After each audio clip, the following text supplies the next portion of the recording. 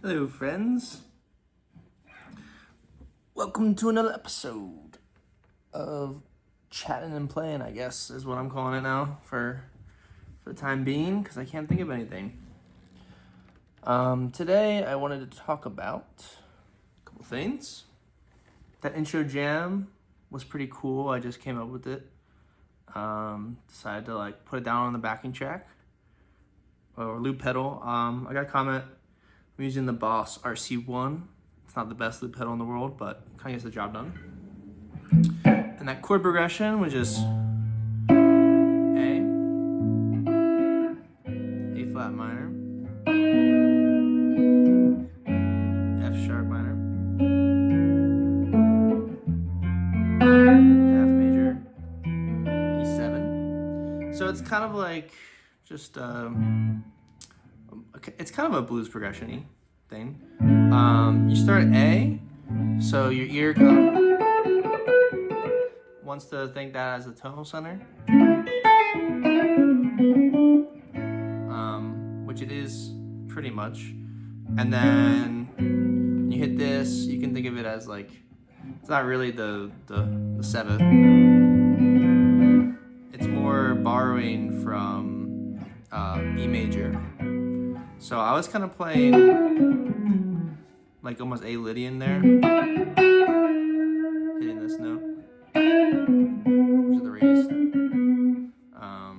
fourth for a Lydian. And this you can kind of do both. You can keep an A Lydian, or you can this is a relative minor, so you keep it as A major. And then this is a little dissonance thing. If you heard this blues walk down,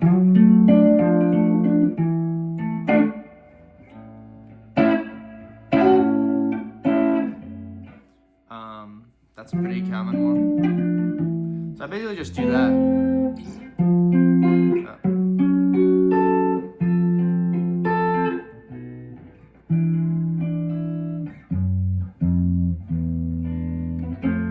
And then this is kind of functioning as a diminished chord in my brain. I don't know if that's right, but that's what it feels like.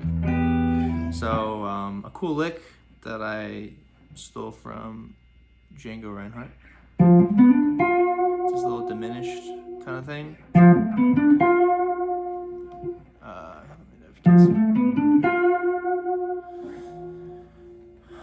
So you can play this a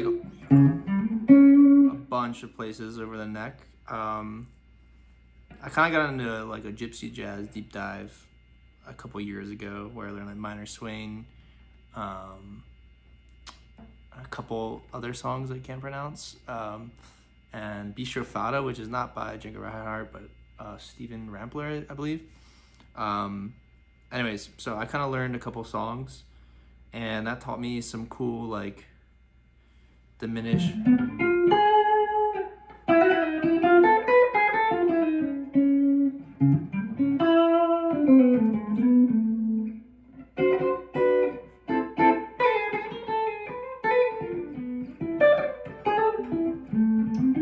Stuff like that. That was really bad, but what are you gonna do? I haven't played that in forever. Another cool thing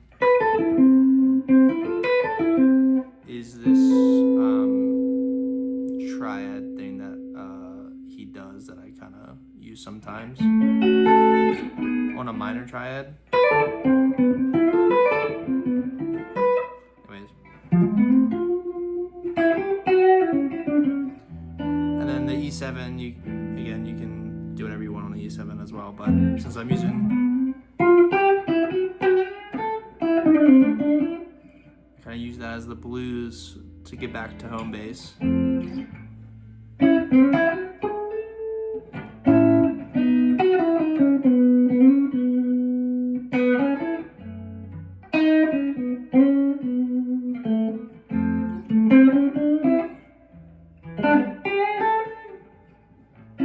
Oh, it's kind of fun progression.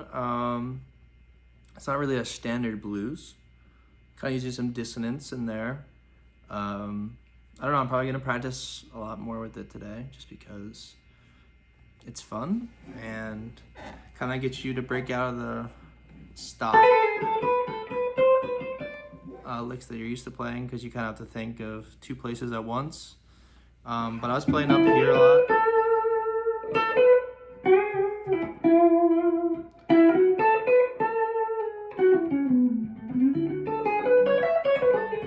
Just because there's a lot of similar notes in that shape.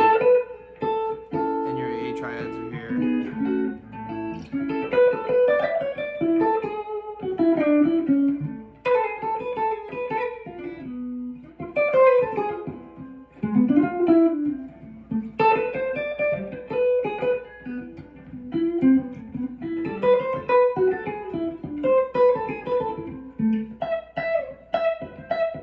Okay, I actually probably gonna practice minor swing too, because I haven't played that song in probably like a year and a half, like seriously. So I like forgot all of it.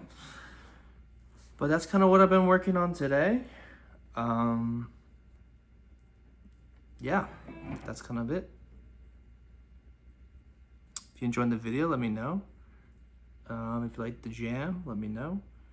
Oh, and by the way, this is an Epiphone here. Jim James signature Epiphone. I wanted to talk about that for like 1 minute here, if anybody's still listening. This is like one of my best guitars, and it's like $800.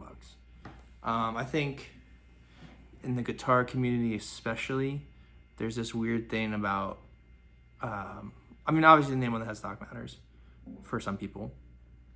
I obviously like Fender. I've released a couple videos with Fender stuff. Not sponsored, obviously. I have like 20 subscribers. But I find that there's a lot of good value, quote unquote value out on the market. So this one is really good. I would recommend it if anyone's looking for like an E335 kind of clone. It has Gibson USA made pickups. So that matters to some people. What I do is, like, if I'm looking for a guitar, I just kind of go to a Guitar Center and then, go to the expensive room. Everyone knows the expensive room in Guitar Center. And then, so I take like a $4,000 one and I shoot it out against an $800 one. And if the $800 one wins, or I can't even tell the difference, I know it's pretty good. And there's so much manufacturing, variability with these that, like, it does suck that a lot of the guitar online purchasing is online now, but I love trying to go to Guitar Center and trying to find stuff. But yeah, it's like one of my best guitars. So yeah, I would recommend anyone that's like semi-snobby about Epiphone or Squire or stuff to definitely, if you're gonna spend, well, obviously I can't afford the Gibsons. I mean, those things are really expensive. But if you want to spend a lot on a guitar, I would recommend trying to shoot them out by yourself. And if you can't tell the difference, then obviously you're just paying for the resale value and everything, which is not bad at all. But and